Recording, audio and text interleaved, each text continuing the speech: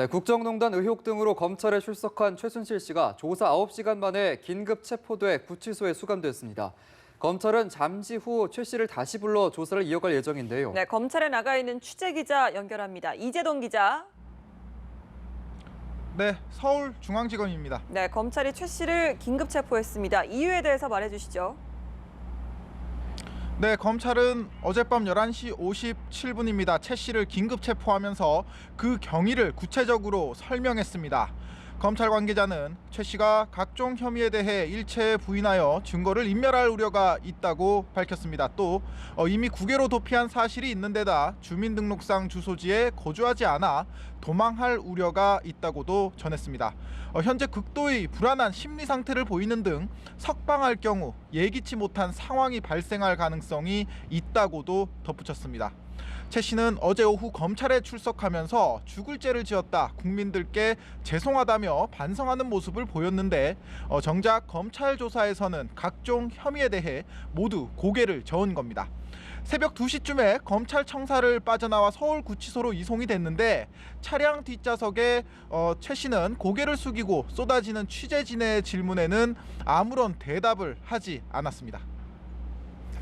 네, 어제 9시간 동안 진행된 검찰 조사 어떻게 이루어졌습니까?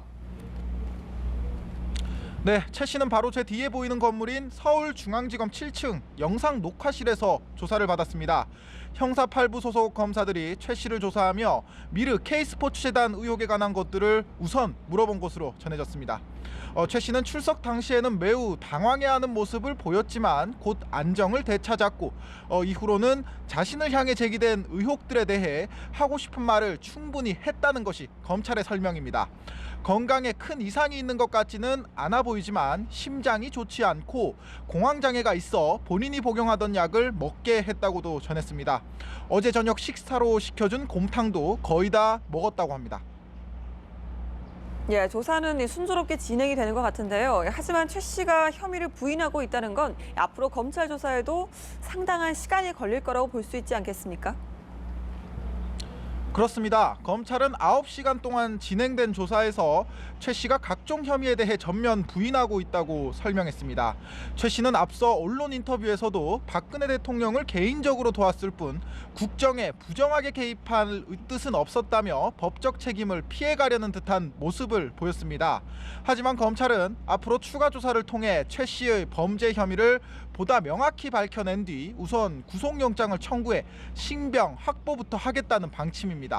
이후 최 씨의 혐의, 그러니까 청와대를 등에 업고 재단 설립에 필요한 기금을 강제로 모금해 돈을 빼돌리고 대통령 연설문 등 청와대 문서를 받아본 혐의 등에 대해 강도 높은 추궁을 이어가겠다는 겁니다. 여기에 딸 정유라 씨의 이화여대 부정입학 의혹 등에 대해서도 조사를 진행할 겁니다. 이 과정에서 전직 청와대 관계자들이나 본인의 측근으로 알려진 인물들과의 대질 조사도 이뤄질 것으로 보입니다.